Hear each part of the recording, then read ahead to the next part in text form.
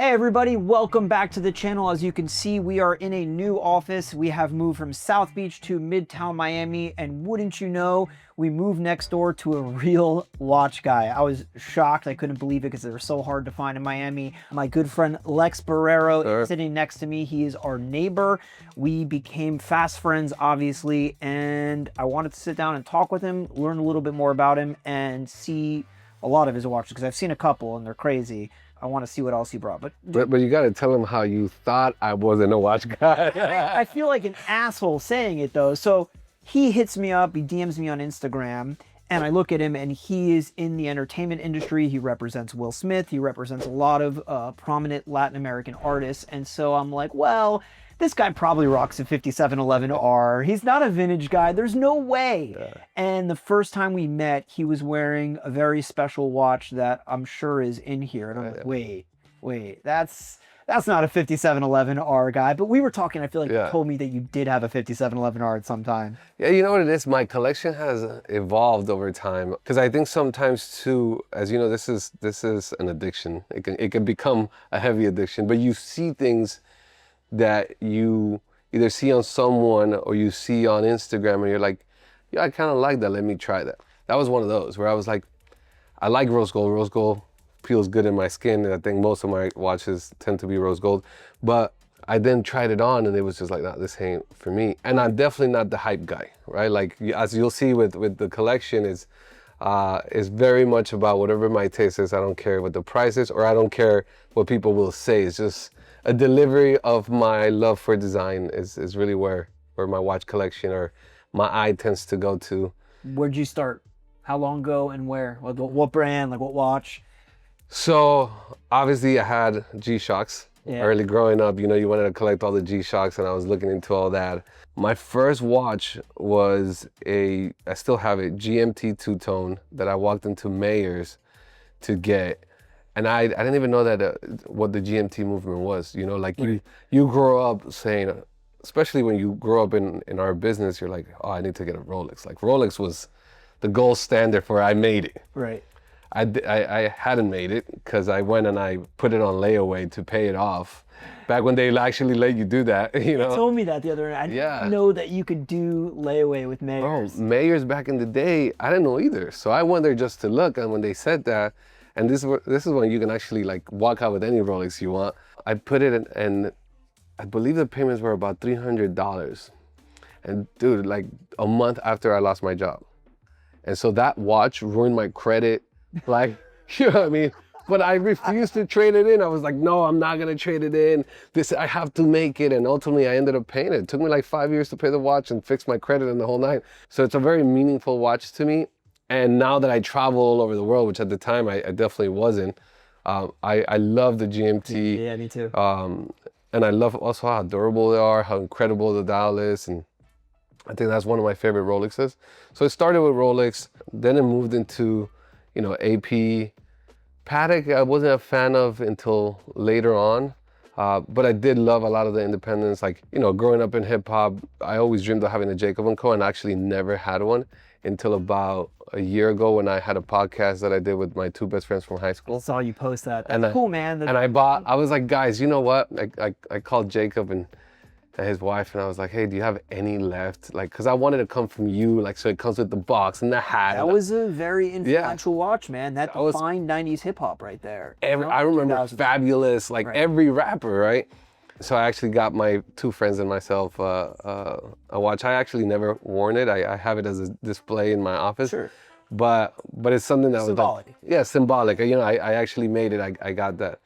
And then it evolved into independence. It evolved into like things that I love. Like it's just kind of vintage. Yeah. For me, vintage was really interesting because it was about finding the story, the soul, right? And I felt like the new watch, unless it was something like this Grand Seiko, where when I went to Kyoto and I took my dad for the first time, I just walked into the store because that's what we do when you're a watch lover. You go into any watch store you can find. Have to. And when they told me the story about the river being frozen and the Japanese culture looking at it as that's where the gods walked and all that stuff, I love that. The storytelling is how you get me.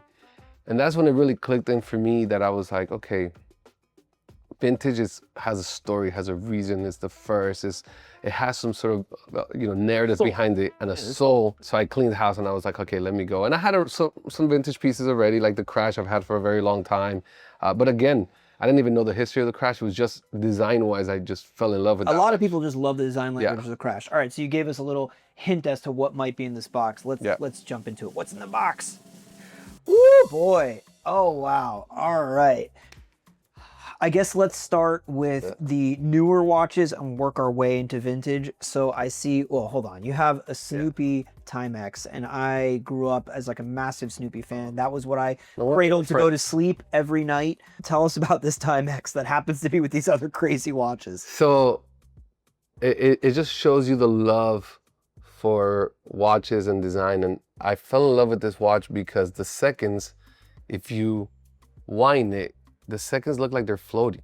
Yeah. Right? It's just a tennis ball that is floating around. And I felt like that was such a cool design. A huge Snoopy fan. Like, I have multiple Snoopy things in my house. And the blue band against the yellow. I just love the colorway. And it's actually a watch I wear probably more than all these watches. Really? Yeah, like I generally enjoy on the weekend. It feels fun to me. That's what watches should always be fun.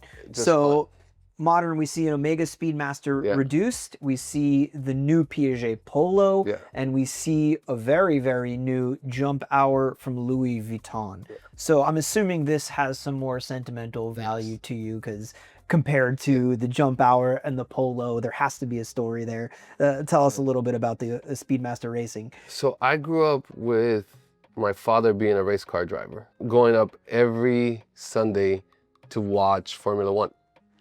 So this is the Michael Schumacher edition that was done after his championship in 2001. And so I didn't have any other Omegas. I don't have any other Omegas, but I really was looking for a watch that spoke to my love for cars and racing.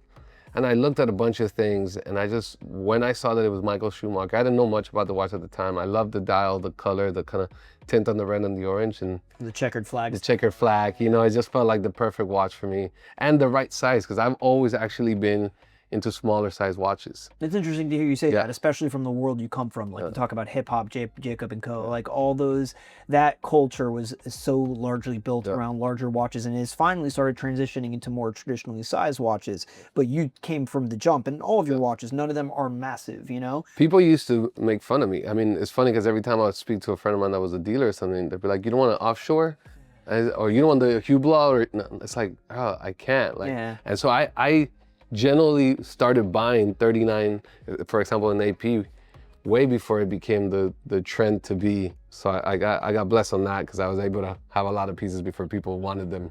So I really, dude, I haven't seen either of these watches in person yet, so I'm really happy that you own them and you brought them here. And it's two really interesting modern watches to own, especially because they're so heavily vintage inspired. Well, that's why I brought them, because I felt like, let me give you a few vintage and two new models that were so shiny, that were definitely vintage inspired, but that also I got first delivery on, right? So I was blessed enough to get first delivery on both of these, and the inspiration in vintage is really what made me want to get them. Yeah, you know what? People have asked me my opinion on the Polo so often. I'm like, listen, I haven't really gotten to see one in person. So it's interesting to finally see this, and I'm excited to see this Jump Hour. So what made you, this is just a Miami Vice. If you ever seen it, watch ever. And I'm a huge fan of the original Polos. I think the size on them was perfect. I wasn't sure how I was going to feel about this one being a little bit bigger. I'm still not sure, but it doesn't feel massive. It feels heavy on the wrist, but it doesn't feel massive size-wise. I gotta be honest, I'm still not sure about it either, but I had just gotten rid of a few rose gold watches, and I was looking for something more interesting. I did look at some of the vintage Polos, but then I said, you know what, let me take a risk on this, on the new movement. I like the new color of the gold, where it's not so, so bright, it's a little bright, a little brushed. It could go good, and so I've been giving it a try. I'm filling it out. I think it'll be interesting to see Yeah. because I've heard rumors that Patek is going to do a smaller Cubitus, like more lady size, but guys like us are going to buy them. Yeah. I would be interesting to see if Piaget does one that's more closer to the original design language, where it's 34 millimeter. I feel like they should. They should. They should. Because that's the only thing, like the way the bracelet sits on this makes it feel bigger than what it actually is. But they did a really good job of mimicking the original, even like the quadroons, that like buzzword that everybody loved to say, and just the overall language feels and speaks just the same as the original, So they did a really good job. And the movement, not bad to look at, It's better than having a quartz, I suppose, So, which was a little bit of the charm of the original, but I'm still giving it a try. I would say out of all the watches I own, that's the one that I'm still testing out. But shout out to those guys because they really treated me really well, and again were able to give me first delivery. So yeah, you texted me about this one and you said, "What do you think?" And I said, "Listen, I love the watch. In terms of a resale or holding its value, nobody knows. Like, who knows? You're going to be taking a gamble. You bought it anyways, which I respect because you're like, fuck it, I love the watch. What do you think about it so far?" I love it, dude. I love it, and you know what? I'm looking to actually even engrave it and just kind of keep it as something. But engrave the front. Engrave the front. I wanted like the case back. Because I saw John Arnold's like he has one that got engraved, and it just gives it a whole nother feeling. I guess it depends on what you do. Yeah, you got to find the right thing. This watch is so reflective, though. It you is. have to keep with you some like what's it called? Where are those like to like brush it. It's a good mirror. You gotta just smile. Wait, and your TV famous like you gotta just smile. This is a watch that you're gonna have to like constantly polish. Sure.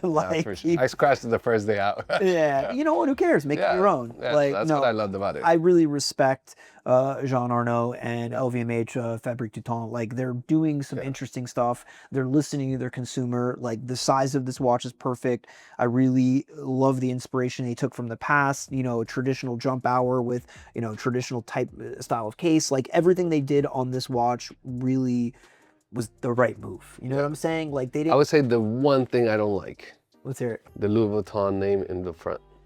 Yeah, but I guess it's branding, Yeah. So, and at least it's not too in your face. It's not bad. It's not bad. It's not bad. It's not bad. But I would say if you asked me the one thing I didn't like, that was it. Other than that, I actually loved the watch. It's ultimately why I got it, because I thought it was really interesting.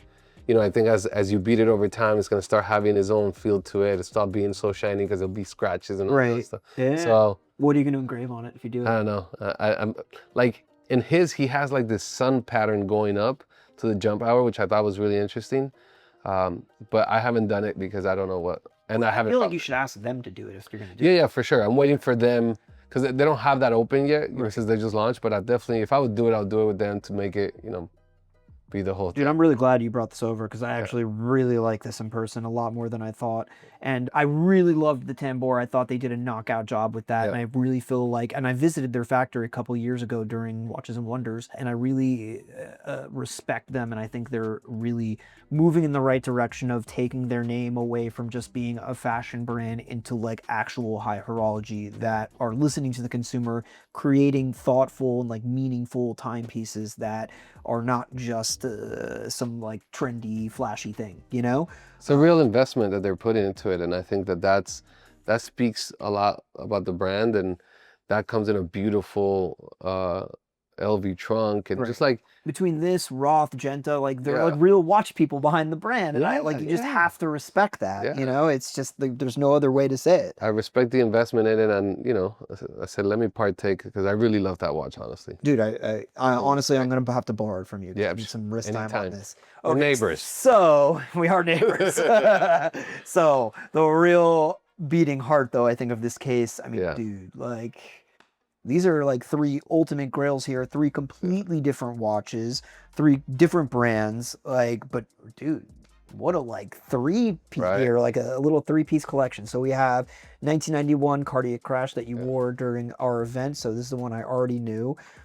And I think this is the watch that like made me drop my jaw when we first started talking, that the fact that you owned this. That was the game changer. Dude, that was the one, like, this watch, you're a Latin producer. Yeah. And to your watch collection. Well, you're allowed to come out. You're a good guy. You're one of us. Yeah. This is one of my favorite watches that AP ever produced. 1980s Audemars Piguet Clover perpetual calendar. clover, so-called, because of the way the dial is positioned, looking like a 4-piece clover. Incredibly rare watch, like just no other way to put it. They did not make a lot of these. We've sold one of them in 10 years. One of them. I read that it was like 28 in rows. Yeah. I wish AP Beautiful, would do right? more things like this. Me too. Like, I feel like some of the companies need to go back to trying just these out of the box. Again, that's why I like this, right? Because it's like I hadn't seen that in a minute. And so I love that design. I love how it wears too. Yeah. Well, because it gives it a little different, like a 3D element on the wrist because of the way the case, the registers are kind of sunken in. And I love that it's a perpetual calendar because I love perpetual calendars. Do you ever use them? Tell us the truth. No. Do you like set them? I try. Yeah. I do. But then the problem is that then it's like you gotta, then, you know, I'm out traveling. Or this or that. I'm traveling. I don't have a winder with me. And then I'm like, ah, screw it. I used to have a Royal Oak Date-8 moon phase. And it doesn't have quick set on it. So you have to go the long way. And I remember going on a vacation once and forgetting to like take it with me or leave it on a winder or whatever, same thing. And like 8 days later, I come home and it's like completely off. And I'm like, fuck this, I'm selling the watch. But I'm the same way. I absolutely adore perpetual calendars. Probably one of my favorite style of watch, but I never set any of them. Yeah, no, at all. Me neither. But I love the idea behind them. Yeah. I love what they represent, the ingenuity that goes into creating them, and like what you're able to do in a mechanical timepiece with them. That's how it sits on the dial, right? Like it's just perfectly set where I like that. I need things to be even. Sometimes the super... AP always does very symmetrical. AP does asymmetrical. Like if it's not asymmetrical, I start like tripping out a little bit. Are you like an OCD guy? I love FP Joan, and I think that's a beautiful thing that they do, but it does trip me out sometimes. So it got to be the right one. Yeah, like some like Breguet perpetuals and stuff, where it's like registers are like all over the place. I can't. Design wise, my brain can't compute that. Dude, I love this watch. Yeah. Yeah, I absolutely love this watch. And your last vintage watch that you brought out for us is absolutely no slouch either. It is a original 3700 Nautilus, but of course Lex couldn't just go for a regular one. He has one co-signed by the retailer Beyer out of Switzerland. Tell us about this watch, like why you went for this one. So I knew I wanted a 3700. Like I just wanted the history behind that being kind of the launching pad. And then it was like deeper, like, okay, well, who were some of the first retailers? And I met Raphael Gublet in last time I was in Geneva, and we hit it off, right? So at first it was like, okay, actually you had posted one that had the Gublet stamp on it, and I was like, oh, let me find out more about that. Then I read about Beyer's being like, essentially like the longest partnership they've had, and I was like, oh, I gotta find a Beyer's. Was not easy. That was a lot harder than I thought. I thought like everybody wants a Tiffany. Those are super hard and expensive. Right. Nobody's gonna want a Beyer. Yeah, right. I can't even find one, bro. It took me forever, which is really interesting. That obviously I get it. The double stamp, all those things are make it rare, but I wanted to find the right one. And then when I found this, I love how the dial has this color, the patina on the dial. Like it just made it feel, again, like it had a story, had some history. For me, so it makes the 3700 way more attractive when it has like some like tropicalization patina. It depends. Everyone is unique, and so some of them look ugly, some of them look amazing. My most favorite 3700s that we've sold here have been the tropical dial ones, where the blue starts to fade and peel a little bit, and you see that copper underneath. It adds an extra element of cool, and it's something you're never going to see anymore on a modern 5711 or whatever, because they just completely changed their QC, and the paint that they use and the way they produce the dials is way better than it was in the 70s, so you're never going to see that ever again. Like the way these vintage watches have aged, you're never going to find that again in a modern watch. I mean, never say never, but highly unlikely it's not going to be the same. You know what else about 3700 that I don't like about the new 5711s? The rotor moving so much, and you being able to feel it as much as you can on my hand, on my balance on my hand. It annoys me. Like I hear the, and it sounds stupid, but it's like one of those things about watch collecting that just like that particular thing annoys the crap out of me. Yeah, dude. So I love that. Obviously, you don't feel that in this one. Yeah, dude. There's plenty of certain watches that like when there's like a quirky little thing. Like I'm just like, all right, I can't wear this anymore. Like I love the watch, but they take so loud. For example, you're just like, dude, I can't even say, take a moment in silence. Yeah, or if it's like too hard to wind a crown or something, and that's the beauty of collecting, is like going through the motions and figuring out what you like and what you don't like. But the fact that you wear this Snoopy Timex more than anything else, like, just says all you need to know there. Like, I love that. I absolutely love your collection. I love your passion for it. I love the thoughtfulness that goes into all of it, dude.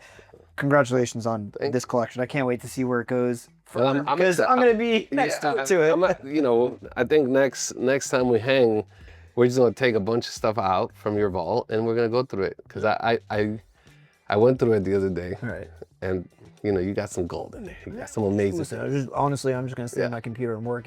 I'll give you the keys. Yeah. So next video is gonna be me going through every single one of those pieces, because you got a lot of amazing pieces. I'm excited to more than anything to learn from you. I think that's a beautiful part of building relationships with someone who has so much knowledge and a passion like watches, because I'd be asking you 1,000 questions. So we're here for, brother. The core. Thank you so much for sitting down with us. Appreciate it.